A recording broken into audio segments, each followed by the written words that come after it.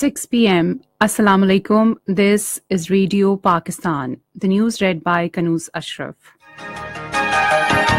First, the headlines. Security forces have foiled major terrorist attempt in Fata, KP and Islamabad. Interior Minister says putting Pakistan in a watch list would be counterproductive for the war against terror. Prime Minister says the youth program aims to enable them to contribute towards socio-economic development of the country. Minister of State for Information has urged all segments of society to join hands to show real face of Pakistan to the world. In Iraq, 27 fighters have been killed in an ambush by Daesh in the city of Kirkuk. Pakistan beat Japan by 2-1 in the three-nation hockey tournament at Muscat. And now the news in detail. Security forces foiled major terrorist attempt in Fata, KP and Islamabad. According to details, a successful intelligence-based operation was conducted in Bajor to track two suicide bombers entering from Afghanistan through Kaka Pass in Bajor agency. The Afghan-based TTP terrorists were cordoned near Ghatkekai Kaga Mina Bajor agency.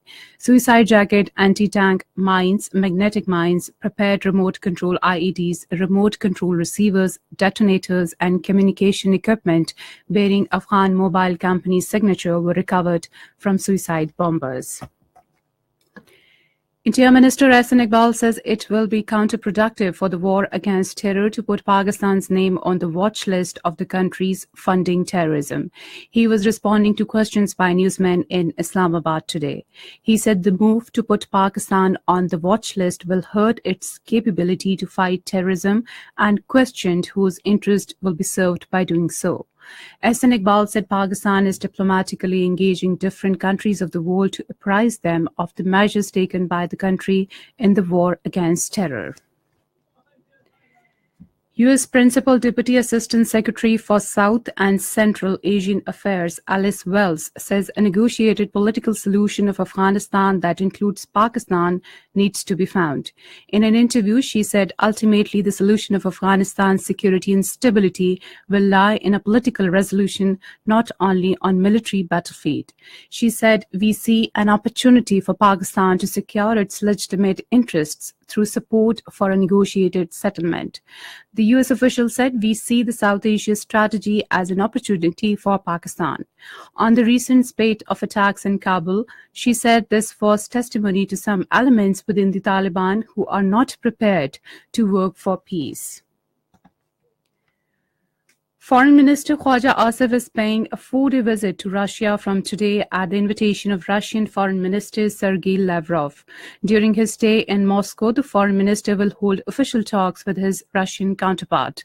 The two sides would deliberate upon the entire spectrum of bilateral relations as well as regional and international issues of mutual interest.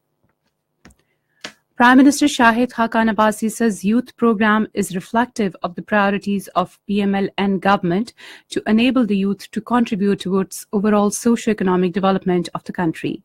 He stated this during a briefing given by Chairperson Prime Minister's Youth Program Laila Khan in Islamabad today. The Prime Minister expressed satisfaction over the overall progress of the program. Chairperson Prime Minister's Youth Program briefed the Prime Minister on the achievements of various schemes of the youth program. The meeting was informed that Prime Minister's Youth Program is a successful initiative of the PMLN government for the socio-economic development of the youth. Minister of State for Information Maryam Aurangzeb has urged all segments of society to contribute in the government policies to show real face of Pakistan to the world.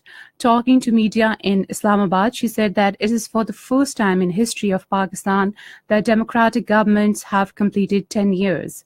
Maryam Aurangzeb said the Senate election is taking place timely and 2018 general elections will also be held on time as it is the responsibility of the government.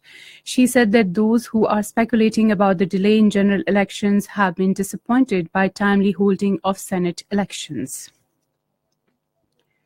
Revised lists of candidates for the Senate elections against the seats of Federal Capital and FATA will be published tomorrow. Candidates can withdraw their nomination papers for Senate elections from 4 provinces today. Polling for the Senate elections will be held on 3rd of next month.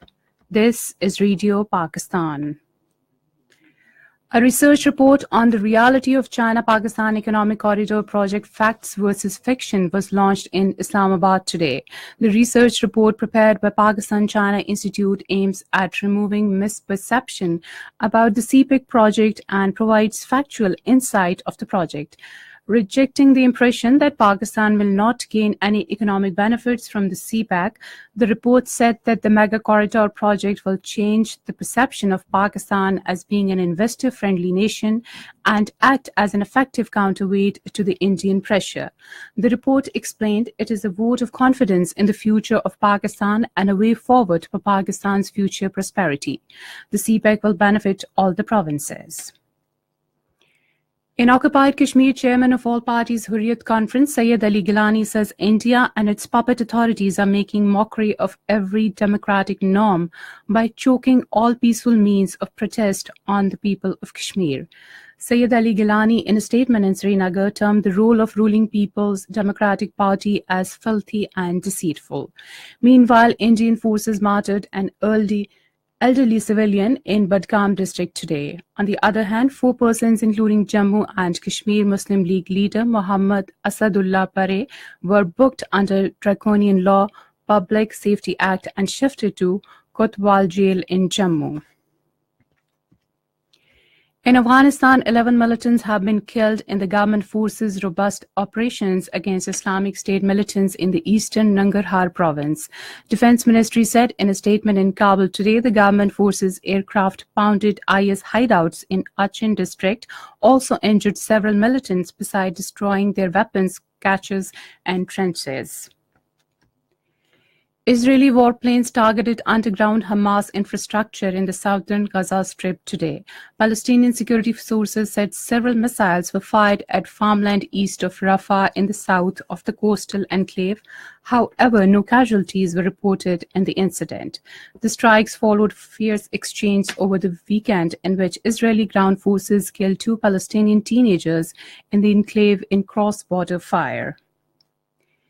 In Iraq, 27 paramilitary fighters have been killed in an ambush by the Islamic State militants in the Al-Saduniya area southwest of the northern city of Kirkuk.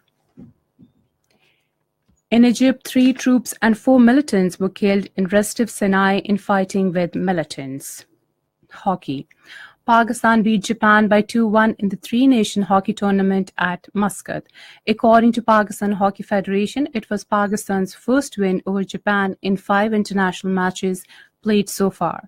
The final will be played tomorrow. The 3rd edition of Pakistan Super League begins in Dubai with an opening match between Peshawar Zalmi and Multan Sultans on Thursday. Radio Pakistan will broadcast running commentary of this mega sports event on its medium waves network. And finally, the weather report. Mainly cold and dry weather is expected in most parts of the country during the next 12 hours. To end the news, headlines once again. Security forces have foiled major terrorist attempt in FATA, KP and Islamabad.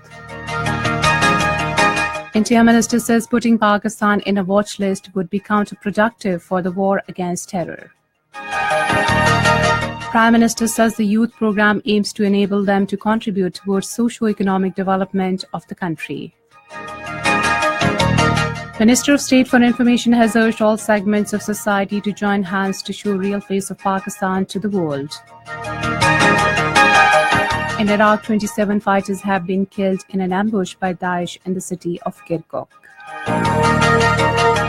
Pakistan beat Japan by 2-1 in the 3-nation hockey tournament at Muscat. And that is the end of the news. For more news and analyses, log on to our website radio.gov.pk and also watch live video streaming of our bulletins on the link facebook.com Radio Pakistan News Official.